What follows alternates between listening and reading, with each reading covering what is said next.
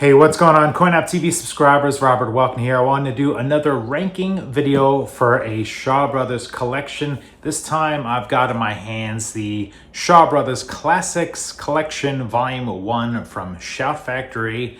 Fun collection. This is kind of what kicked off their Shaw Brothers collecting. I've reviewed these movies individually, but in this video I want to do kind of a countdown ranking discussion so you can get my thoughts quickly, and hopefully you'll leave some of your thoughts as well. 11 movies in here, all broken up. A couple of them most of them are on 2 movies per disc, except for The Assassin, which was on its own disc there. Great collection. I think it's still in print. I feel like it's been on sale recently, so check it out if you haven't. Okay, I got my notes mirrored on the screen here. See if my computer doesn't fall asleep on me like it did last time. I had to keep waking it up with my fingers. So let's get started.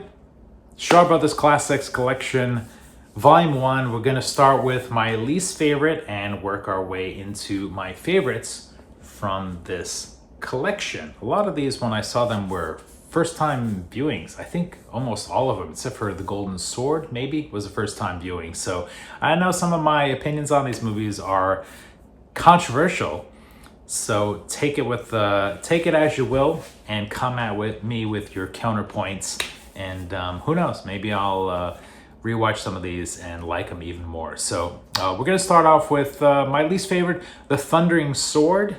This was from 1967, starring Cheng Pei-pei, Lo Li, Chang Yi, Ku Feng. A lot of melodrama. This is director Su Sang-hung. I'm not sure if I'm pronouncing all these names correctly, so I'll just throw that out there. I gave this a letter grade of a D. Okay, next up, Killer Darts, starring Yu Hua, Qin Peng, Chang Pei-sheng, among others. This was from 1968. Now this is directed by one of the directors I like a lot, Ho Meng-hua, but it's really one of his early movies, I think, before he found his niche and his style. It's like watching a sketch for like a great director to be. I give this one a D also for Killer Darts.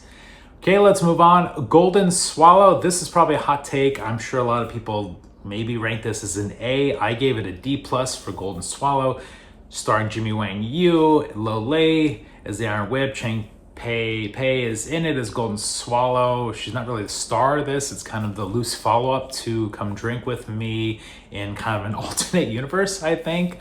King Hu probably say. This one's directed by Chang Che, 1968. I gave it a D plus, Golden Swallow. Moving on, The Flying Dagger. This stars Cheng Pei-pei. A lot of these stars Cheng Pei-pei. It's kind of like the Cheng Pei-pei box set in reality. I mean, there she is, you know, front and center. So where were we? The Flying Dagger, starring Cheng Pei-pei. Lo Lei is in a lot of these early Shaw Brothers movies as well. Yang Chi-cheng as the villain. The Flying Dagger, 1969, directed by Chang Che. I gave this one a D plus.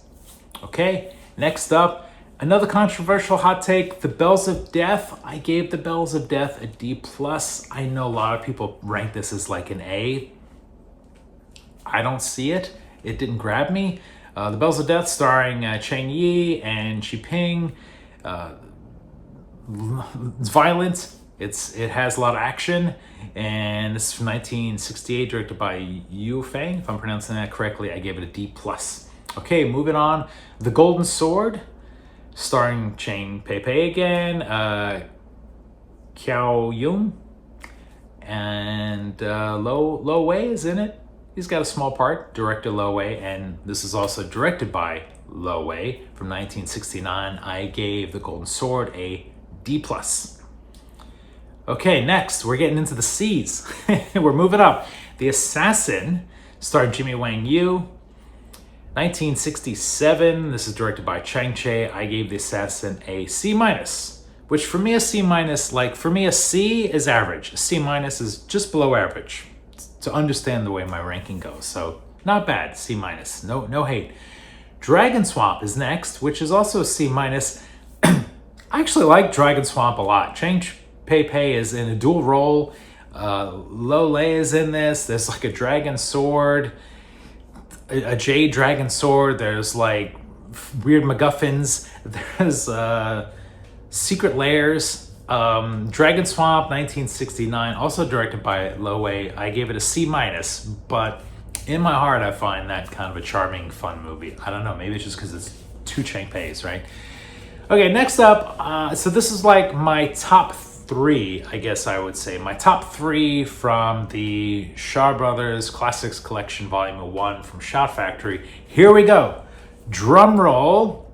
The Sword of Swords from 1968, directed by Chen Kang.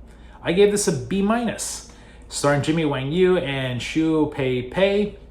There's a sword that magically has some abilities that everyone is after.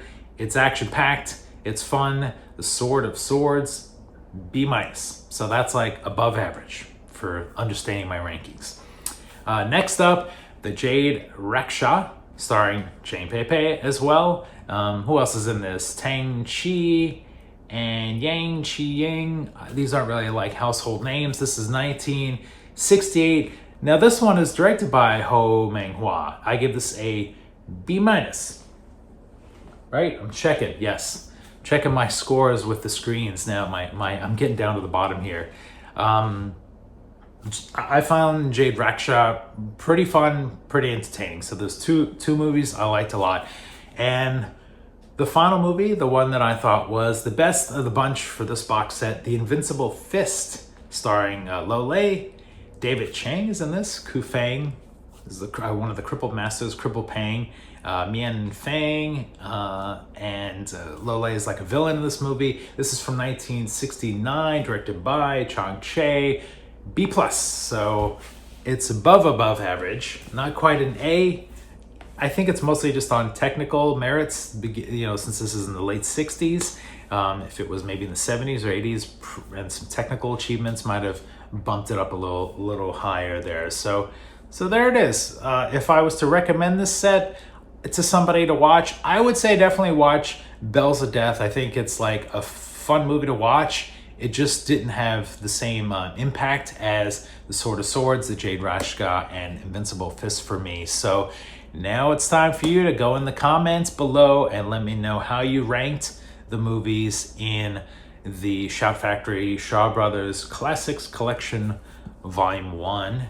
If you don't have this, pick it up. Like I said, I've seen it on sale recently for like $100, so worth checking out. So thanks a bunch for watching.